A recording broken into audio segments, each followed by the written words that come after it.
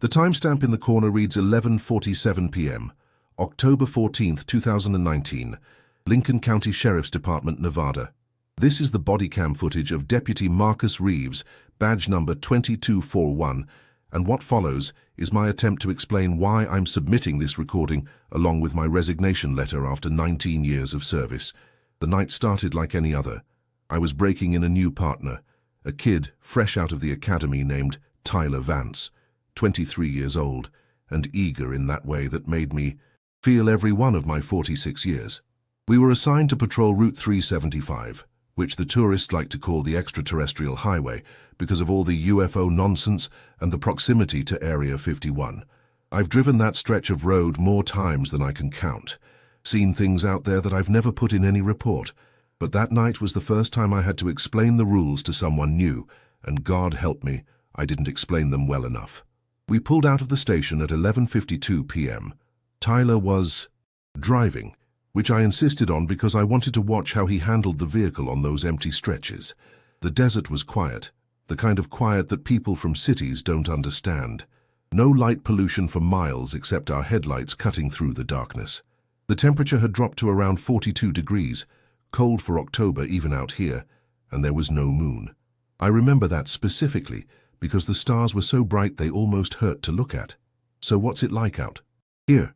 Tyler asked, both hands on the wheel like they taught him, eyes forward. "Good kid. Heard some of the guys talking at the station. Said you'd fill me in."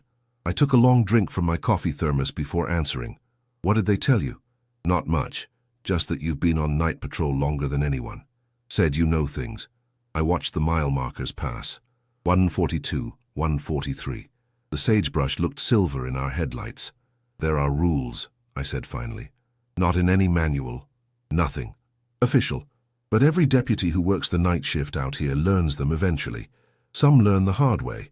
Tyler glanced at me, then back at the road. "What kind of rules?" "Rules for after 2 a.m. The hours between 2 and 4, specifically. That's when things get different out here." He laughed, but it was nervous. "Different how?" I didn't answer right away. I was watching the road ahead, where our headlights seemed to get swallowed up faster than they should. The darkness out there has weight to it. You can feel it pressing against the windows. "Rule 1, I said. "If you see a vehicle broken down on the side of the road after 2 a.m., you call it in before you approach. You wait for dispatch to confirm the vehicle exists in their system. If they can't find any record of it, any registration, any 911 call reporting a breakdown, you don't stop. You keep driving." Tyler's hands tightened on the wheel. "What do you mean, don't stop? We're supposed to help people." "You're supposed to stay alive, there's a difference." The radio crackled with static, then cleared. "Dispatch checking in routine," I responded, gave our position, told them we were continuing north on 375. Everything normal. "Rule 2, I continued. "If someone flags you down on foot, you stay in the vehicle. You talk to them through a crack in the window. You never, under any circumstances, let them into the car. And you watch their feet."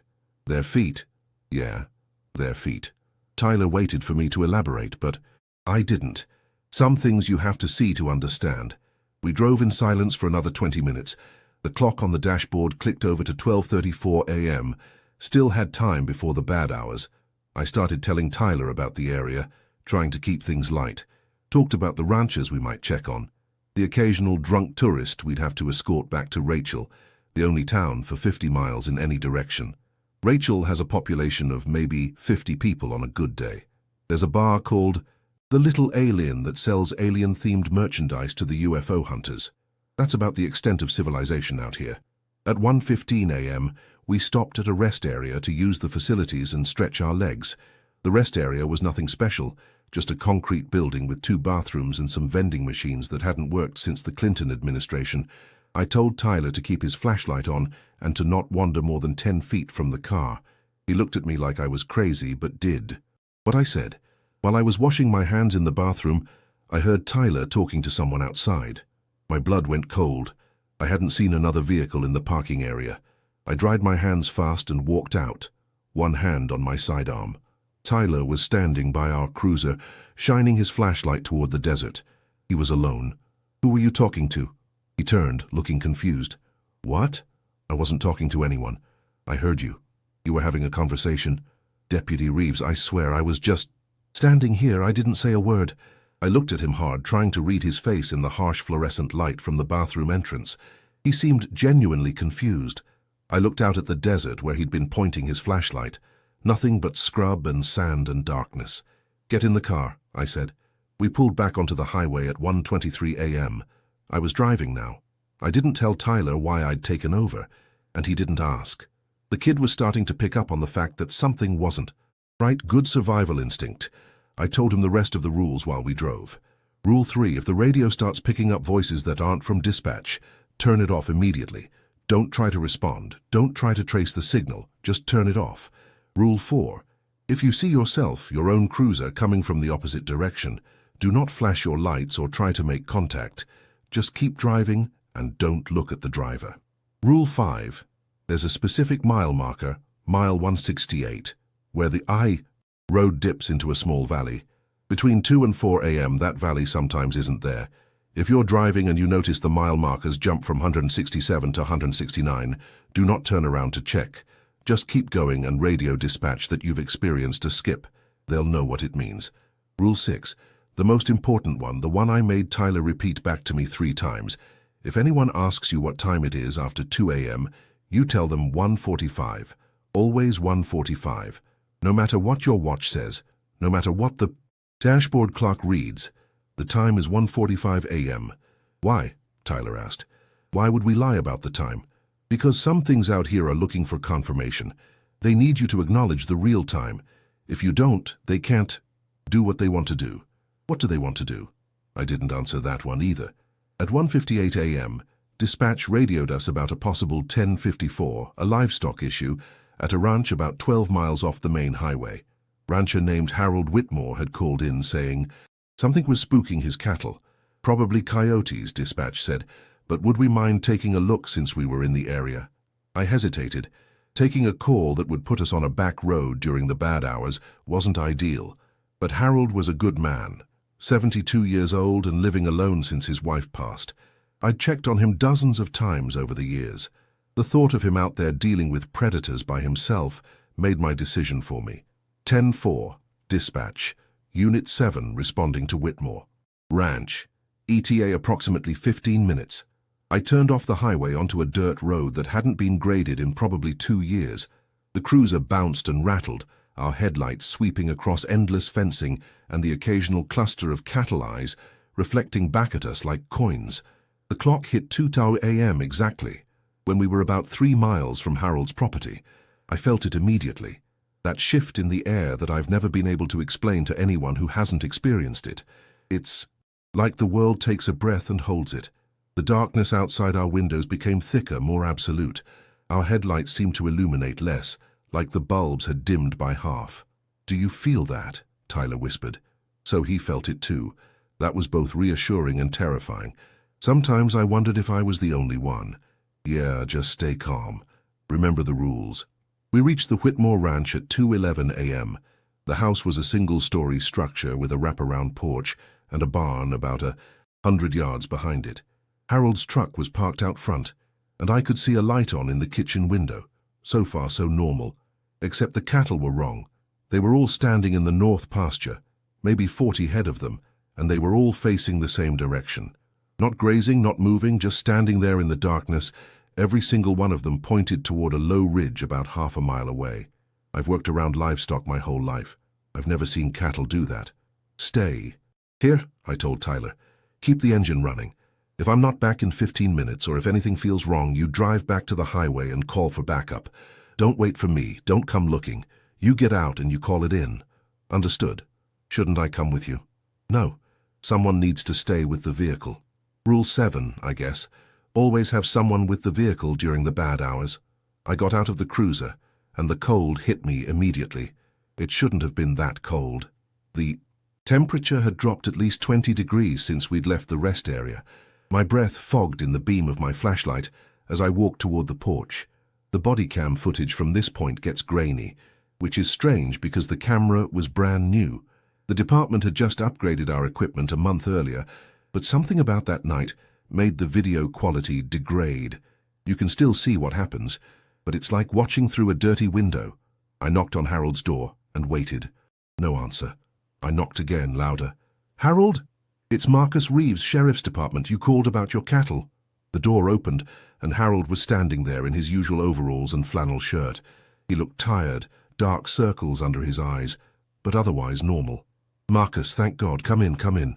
I stepped inside, instinctively checking the corners of the room. Old habit. The kitchen was exactly as I remembered it from previous visits. Coffee pot on the counter, religious calendar. On the wall, picture of Harold and his late wife on the mantel. "What's going on with the cattle, Harold?" He walked to the window and pointed toward the north pasture. "Started about an hour ago. They all just stopped what they were doing and turned to face the ridge. Won't move, won't eat, won't make a sound. I tried to go out there and check on them, but..." He trailed off. "But what?" Harold turned to look at me, and something in his expression made my skin prickle. "What time is it?" "Marcus?" The question hit me like a punch to the chest. I remembered the rule. I remembered what I'd told Tyler. "It's 1:45, I said. My voice sounded strange in my own ears. 1:45 a.m. Harold stared at me for a long moment. Then he smiled, and it wasn't Harold's smile. It was too wide, too many teeth, and it didn't reach his eyes. "No, it isn't," he said. I was already moving, hand on my weapon, backing toward the door. But Harold, or whatever was wearing Harold's face, didn't follow me. He just stood there by the window with that horrible smile, watching me go. I was off the porch and halfway to the cruiser when I heard Tyler scream. I ran. The footage bounces and blurs as I sprint across the yard. When I reached the cruiser, Tyler was still inside, still screaming, both hands pressed against the driver's side window. He was looking at something outside the car, something on the passenger side. I came around the front of the vehicle, flashlight and weapon raised, and I saw her, a woman, standing about 10 feet from the passenger door. She was wearing what looked like a hospital gown, bare feet in the dirt, long dark hair hanging over her face. She wasn't moving, just standing there, arms at her sides, facing the car. "Ma'am!" I shouted, keeping my distance. "Sheriff's Department, are you all right? Do you need assistance?" She didn't respond, didn't move. The cattle in the pasture behind her were still frozen in their unnatural formation. "Ma'am, I need you to respond to me." Tyler had stopped screaming, but he was breathing hard enough that I could hear it from outside the car. I couldn't see the woman's face through her hair, but I could see her feet. They were planted in the dirt, toes pointed toward the cruiser. And then I noticed they weren't touching the ground. She was hovering, maybe half an inch, maybe a full inch. It was hard to tell in the darkness, but I could see the shadow underneath her feet, the gap between her soles and the earth. I did the only thing I could think to do. I got in the cruiser, threw it in reverse, and we got the hell out of there. Tyler was hyperventilating the whole way back to the highway. I kept checking the mirrors, but the woman, if she was a woman, wasn't following us. The dirt road seemed to stretch on forever, longer than it should have been. The clock on the dashboard read 2:47 a.m., but I could have sworn we'd only been at the ranch for 15 minutes at most. When we finally hit the asphalt of Route 375, I pulled over and killed the engine. We sat there in silence for a full minute, just breathing, just trying to process what we'd seen. "What the hell was that?" Tyler finally managed. "What the hell was any of that?" "I don't know. You've been doing this for 19 years. How do you not know?" I turned to look at him. The kid was pale, shaking, and I couldn't blame him. I don't know what they are.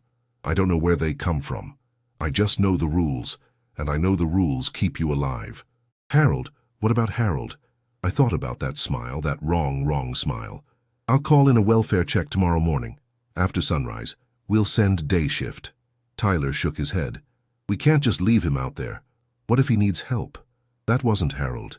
"What do you mean it wasn't Harold? I saw him, he was right there." "You saw something that looked like Harold." That asked me what time it was, even though there was a clock on his wall. That smiled at me with too many teeth. When I gave the wrong answer, I paused. The right answer, the safe answer, but the wrong one all the same. We sat there until 4:15 a.m.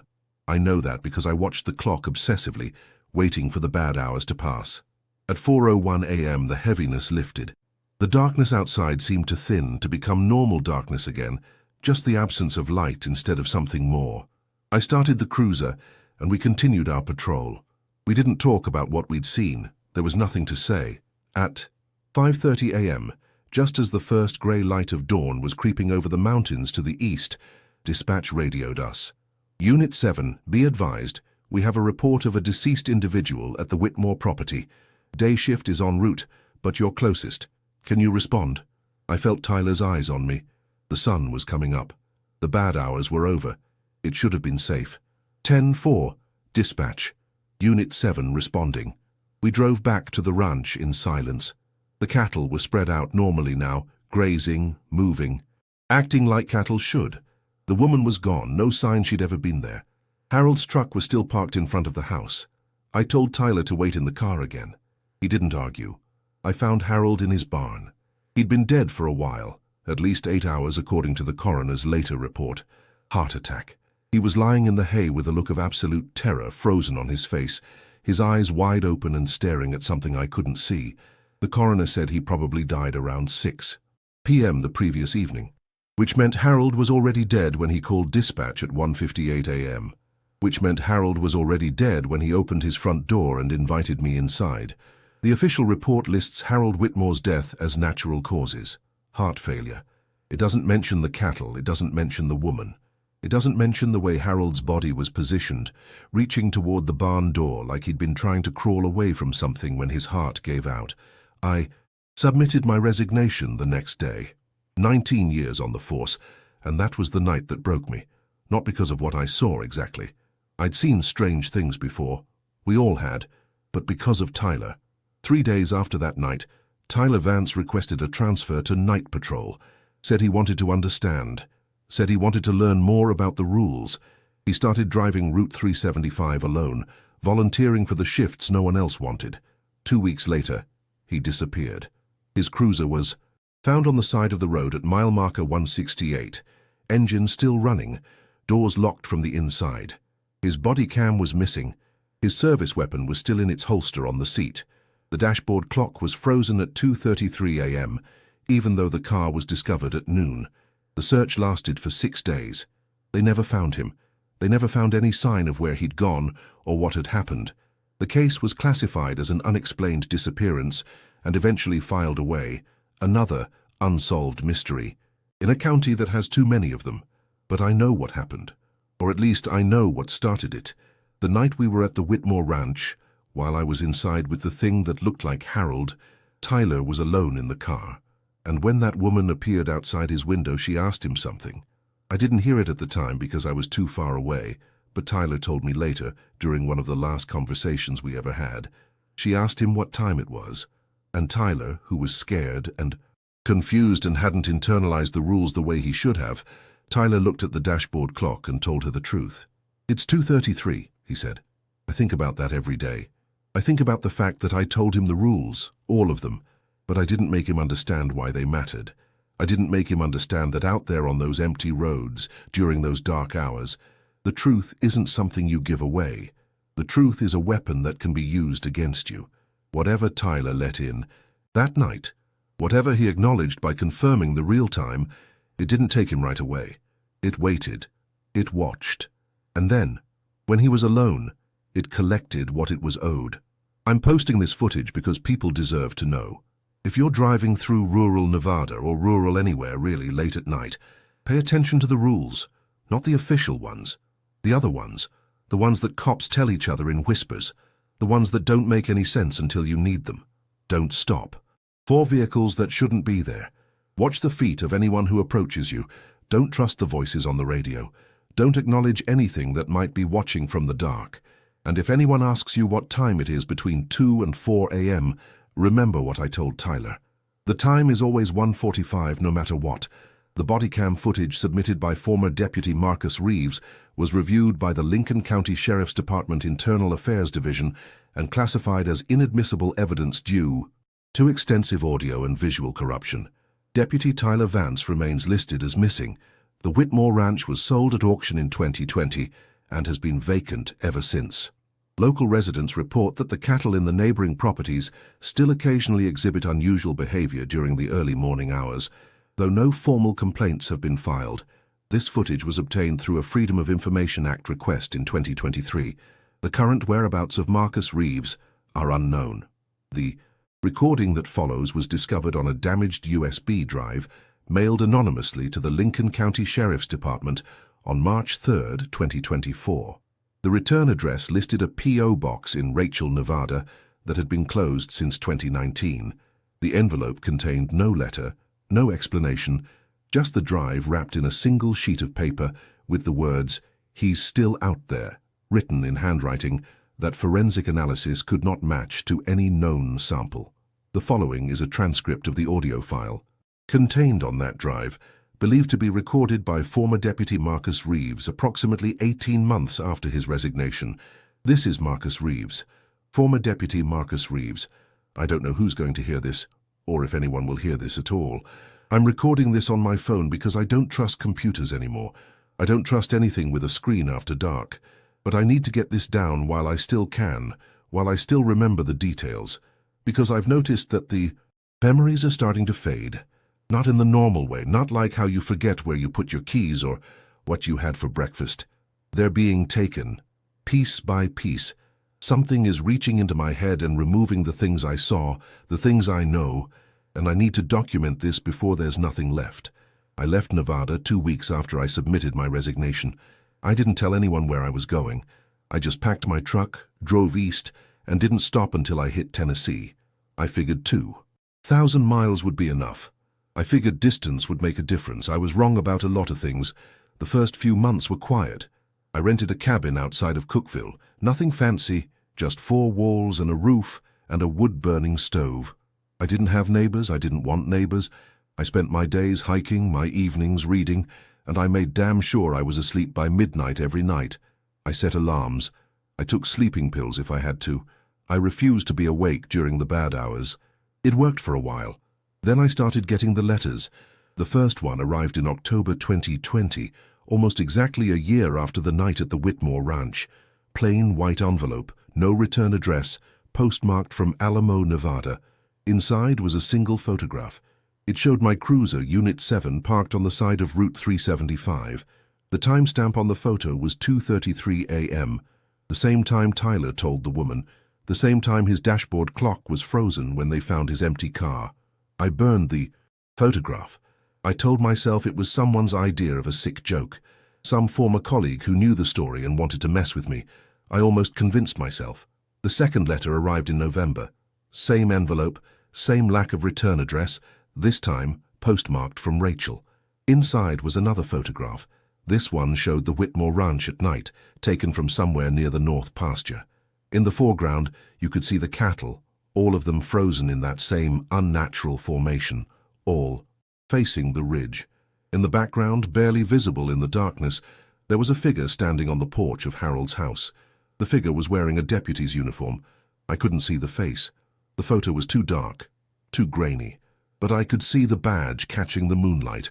I could see the shape of the duty belt, the holster on the hip, and I could see that the figure was looking directly at the camera. I didn't burn that photograph. I don't know why. I put it in a lockbox under my bed. And I tried to forget about it. But every night, just before I fell asleep, I would think about it. I would see that figure in my mind, standing on Harold's porch, and I would wonder if it was Tyler. The letters kept coming.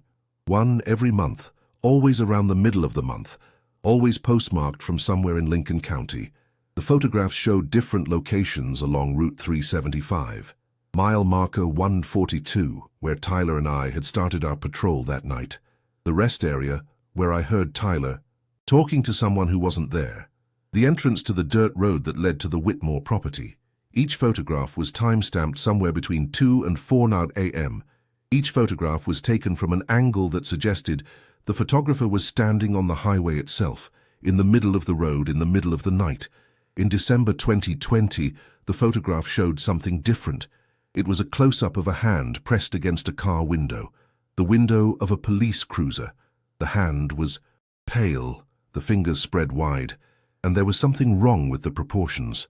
The fingers were too long, the joints bending in places where joints shouldn't be. On the wrist, just barely visible at the edge of the frame, I could see the strap of a department-issued watch, Tyler's watch, the same watch I'd seen him wearing the night we rode together. I called the Lincoln County Sheriff's Department the next morning.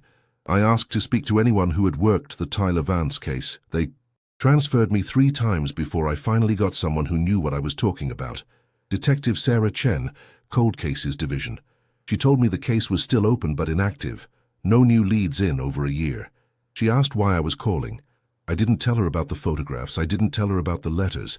I just asked if there had been any sightings, any reports of anyone matching Tyler's description in the area. There was a long pause on the line. "Mr. Reeves," she said, and her voice had changed, become careful in a way that made my stomach drop. "There have been reports, unofficial reports. Nothing that's made it into any official file." "What kind of reports?" Another pause. I could hear her breathing, hear her deciding how much to tell me. "Motorists on Route 375 late at night. They've reported seeing a figure walking along the side of the road, a man in a uniform. When they slow down to offer assistance, he turns and looks at them, and then he asks them a question." I knew what she was going to say before she said it. "He asks them what time it is." I hung up the phone and I didn't call back. I didn't want to know anything else. I didn't want to confirm what I was already beginning to understand. Tyler wasn't missing. Tyler was still out there. But whatever was walking those roads, whatever was stopping motorists in the dead of night and asking them questions that should never be answered, it wasn't Tyler anymore. The letters stopped in January 2021. I didn't receive another one for almost 8 months. I started to think it was over. I started to let my guard down. I stopped taking the sleeping pills. I stopped setting alarms. One night in August, I stayed up late watching a movie, and when I looked at the clock, it was 1:58 a.m. I should have gone to bed. I should have taken a pill and buried myself under the covers and waited for sunrise. But I was tired of being afraid. I was tired of running. I told myself that I was in Tennessee, 2,000 miles from Nevada, and that whatever happened on those desert highways couldn't touch me here. I walked out onto my porch to smoke a cigarette. It was a clear night, warm and humid the way Tennessee gets in the summer. The woods around my cabin were full of the sounds of insects, frogs, all the normal noises of a southern night. I lit my cigarette and I looked up at the stars, and I tried to convince myself that I was safe. That's when I saw the car. It was parked at the end of my driveway, maybe 50 yards from the cabin. A dark sedan, no lights on, engine off.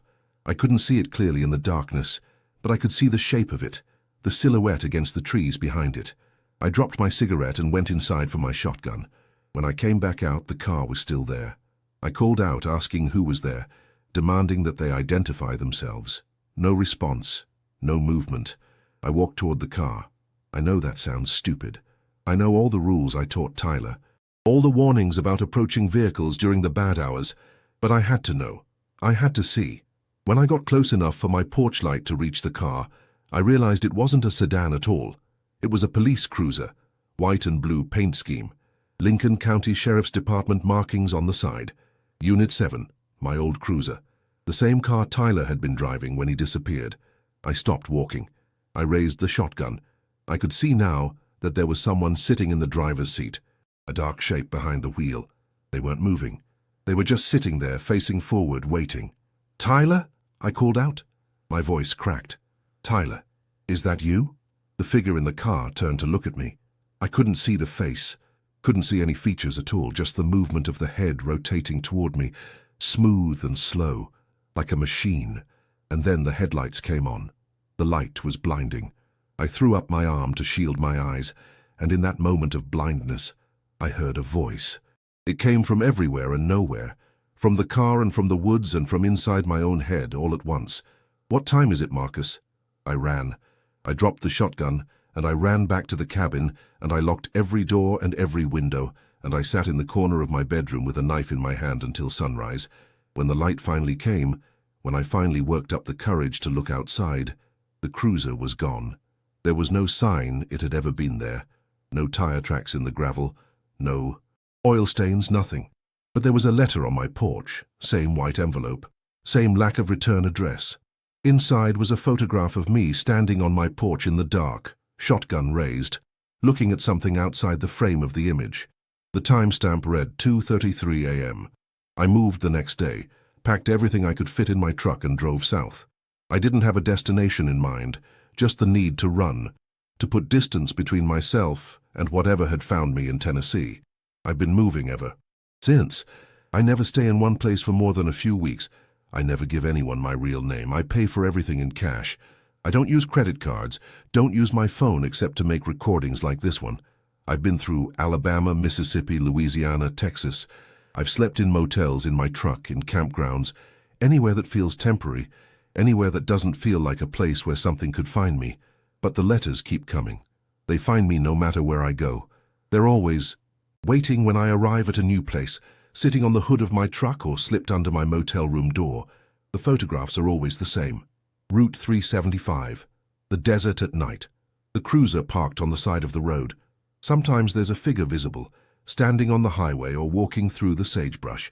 Sometimes it's just the empty road, stretching into darkness. The timestamps are always between 2 hours and 4 a.m., always the bad hours.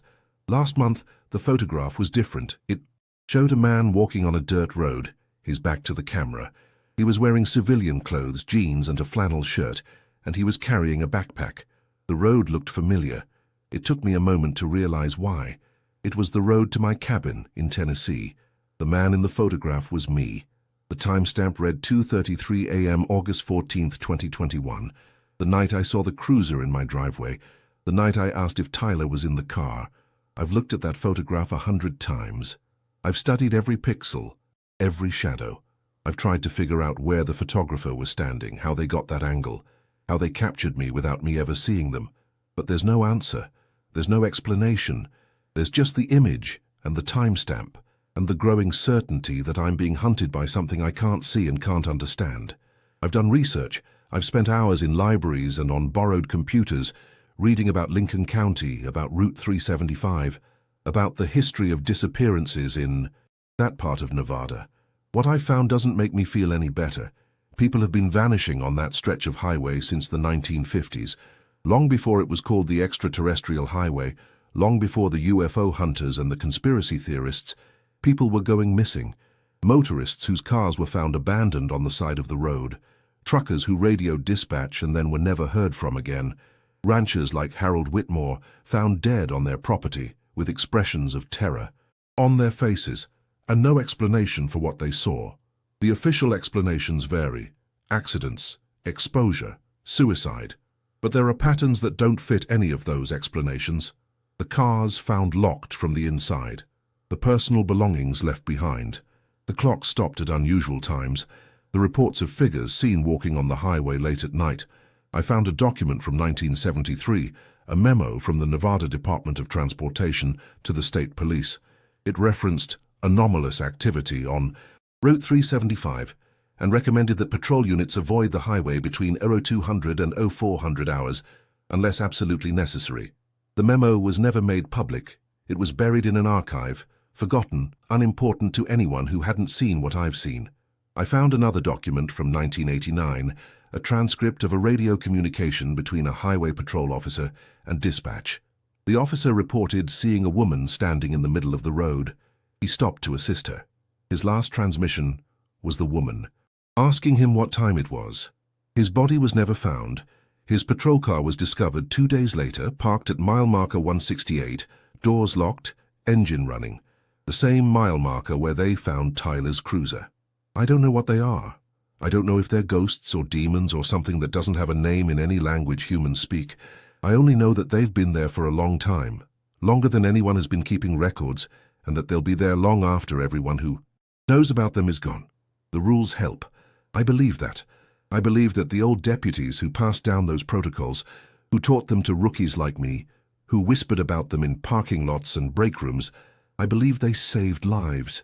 I believe that if Tyler had remembered to lie about the time, if he hadn't given the woman what she was asking for, he might still be alive.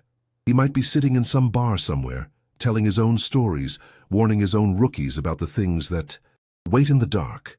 But the rules aren't enough. I know that now. The rules can delay the inevitable, but they can't prevent it. Once you've seen what I've seen, once you've been touched by whatever lives on that highway, you belong to it. Maybe not right away, maybe not for years, but eventually it comes to collect. I think about Tyler every day. I wonder what he experiences, if he experiences anything at all. I wonder if there's still some part of him inside that thing that wears his face and asks strangers what time it is. I wonder if he knows what he's doing, if he's trapped somewhere behind his own eyes, screaming while his body walks those empty roads forever. I wonder if that's going to be me. The letters are coming more frequently now. 3 in the last 2 weeks. The photographs are getting closer, more personal. My truck in a parking lot. My silhouette through a motel window. My face reflected in a darkened screen. In the most recent one, I'm sleeping. I'm lying in bed in some motel room I don't even remember, and the photograph is taken from inside the room, from somewhere near the foot of the bed, looking down at me. The timestamp reads 2:33 a.m. I don't know how much longer I can run. I don't know if running even makes a difference anymore. Maybe I should go back. Maybe I should drive to Nevada and park at mile marker 168 and wait for whatever's been hunting me to finally catch up. Maybe there's some kind of peace in surrender, in stopping the running and the hiding and the fear. But I think about the rules. I think about Rule 6, the most important one. If anyone asks you what time it is after 2 a.m., you tell them 1:45. Always 1:45. You don't give them the truth. You don't acknowledge the real hour. Because once you do, once you confirm that you're in their time, in the bad hours, you become theirs. I've never answered the question. All these months, all these letters, all these photographs, and I've never once spoken the real time out loud. That has to count for something. That has to mean something. So I'm going to keep running. I'm going to keep lying about the time. I'm going to keep refusing to give them what they want, even if I don't know exactly what that is. Because as long as I'm running, as long as I'm fighting, I'm still me. I'm still Marcus Reeves, former deputy of Lincoln County, Nevada, badge number 2241. I'm still the man who tried to protect his partner and failed. I'm still the man who knows the rules. If you're listening to this, whoever you are, please learn from my mistakes. If you ever find yourself on a dark road in the middle of the night, if you ever see a figure standing where no figure should be, if anyone ever asks you what time it is during those hours when the world holds its breath, remember, the time is 1:45. The time is always 1:45, no matter what your watch says, no matter what. This recording ends at 4:47 a.m. The device was found in a rest area bathroom near Amarillo, Texas, 3 days after the recording date. The USB drive containing former Deputy Reeves's original bodycam footage was discovered inside the same envelope that delivered this audio file to the Lincoln County Sheriff's Department. An investigation into the current whereabouts of Marcus Reeves was initiated but suspended after 6 weeks due to lack of leads. His truck was located in a long-term parking lot at the Amarillo airport, keys still in the ignition, personal belongings undisturbed in the cab. Security. Footage from the lot shows Reeves parking the vehicle at 11:43 p.m. on February 28, 2024. He exits the truck, walks toward the terminal, and then stops at the edge of the parking lot, looking at something off-camera. He stands there for approximately 14 minutes without moving. At 2:33 a.m., the security footage experiences a technical malfunction lasting approximately 90 seconds. When the footage resumes, Marcus Reeves is gone. A figure matching his general description is visible walking, away from the camera, toward a dark area of the lot where the lights had failed. He has not been seen since. In the months following his disappearance, the Lincoln County Sheriff's Department received 17 reports of a man matching Marcus Reeves's description walking along Route 375 during late-night hours. In each case, the reporting motorists stated that the man approached their vehicle and asked them a single question before walking away into the darkness. The question was always the same. 12 of the 17 motorists reported giving the same answer, 1:45 a.m. These individuals have experienced no subsequent unusual events. 5 of the motorists reported giving different answers. The actual time, the time displayed on their dashboard clocks or phones. Of those 5 motorists, 2 have since been reported missing under circumstances similar to the Tyler Vance case. 1 was found deceased in her vehicle at mile marker 168. Cause of death listed as cardiac arrest. Expression of extreme distress noted in the autopsy report. 1 refused to provide further details to investigators and has since relocated to an undisclosed location. The 5th motorist, a truck driver named Raymond Esperanza, provided the following statement before leaving the state. He looked normal at first, just a guy on the side of the road in the middle of nowhere. I pulled over because I thought he needed help. He came up to my window and asked what time it was. I looked at my phone and told him, 3:15 a.m. He smiled at me, not a normal smile, too wide, too many teeth, and he said, "Thank you, Raymond, I'll see you soon." Then he walked away. I watched him in my mirror. He walked maybe 50 feet and then he just stopped being there. Didn't disappear exactly, just stopped being there. Like he'd never existed at all. I drove 90 miles an hour until I hit daylight. I haven't stopped on that highway since. I won't. Not ever again. Raymond Esperanza's current location is unknown. His trucking company reported that he failed to complete his final scheduled route on April 3, 2024. His rig was found parked at a rest area near Tonopah, Nevada. The cab was empty. The dashboard clock was frozen at 2:33 a.m. This case file has been classified as Level 4 restricted by the Lincoln County Sheriff's Department. Access is limited to personnel with appropriate clearance.